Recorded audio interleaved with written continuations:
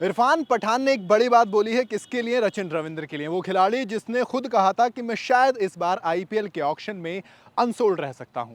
रचिन रविंद्र यानी कि वो खिलाड़ी न्यूजीलैंड का जिसने अपना पहला डेब्यू वर्ल्ड कप खेला और उस वर्ल्ड कप में 578 रन लगा दिए। शतक भी जड़े, 50 भी जड़े, लेकिन उस सबसे इंपॉर्टेंट अच्छे स्ट्राइक रेट से जड़े। 106 से करीब का स्ट्राइक रेट कहा था। अब कहा है इरफान पठान ने कि सनराइजर्स हैदराबाद को एक ऐसे खिलाड़ी की जरूरत है जो कि बैटिंग भी करता हो और बॉलिंग भी करता हो।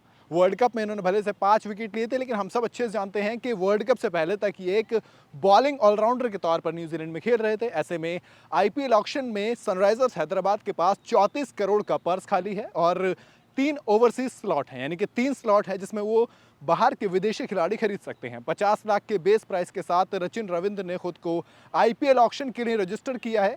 लेकिन सबसे अच्छी चीज़ ये है जो इरफान पठान को लगती है कि अगर रचिन रविंद्र एसआरएच में आते हैं तो वो एक मजबूत प्लेइंग 11 बना सकते हैं। आपने पता है कि एडन मार्करम उस टीम में ऑलरेडी हैं जो कि कैप्टन है, वो भी बॉलिंग करते हैं। उनके साथ Mayank Markande spin bowling option के तौर पर मौजूद हैं। लेकिन हम ऑलराउंडर्स की अगर बात करें तो एडन मार्करम और मार्को येंसन है उनके पास, जो कि इस वक्त हमने वर्ल्ड कप में देखा बहुत शानदार टच में नजर आए थे।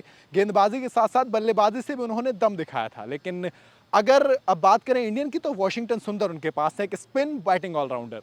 लेकिन जब इस प्लेइंग 11 में आप रचिन रविंद्र को और ऐड कर देते हैं तब ये प्लेइंग 11 बहुत ज़्यादा मजबूत बन जाएगी। अब 34 करोड़ का पर्स है, 34 करोड़ का पर्स माने वो आराम से बोली लगा सकते हैं रचिन रविंद्र के लिए। हालांकि रचिन रविंद्र की बात करूं तो आरसीबी भी उनके पास जाएगा जिसके पास 23 करोड़ 25 लाख हैं।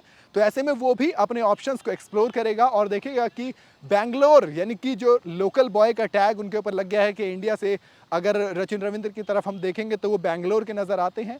ऐसे में आरसीबी भी उनके पीछे जा सकती है। लेकिन एसआरएच इरफान पठान को लगता है कि बोली लगाए उन पर और उनके लिए जाए, क्योंकि रचिन रविंद्र न सिर्फ एक प्रॉपर ऑलराउंडर ऑप्शन देंगे बल्कि वो आपकी बैटिंग को ज़्यादा मजबूत करेंगे। हमने देखा ना वर्ल्ड कप में वो एज अ बॉलिंग ऑलराउंडर नहीं बल्कि बैटिंग ऑलराउंडर के तौर पर खेले, जो कि बैटिंग ज़्यादा करता था। नंबर 3 पर केन विलियमसन के नहीं होने के बावजूद उनकी कमी कहीं नहीं खलने दी।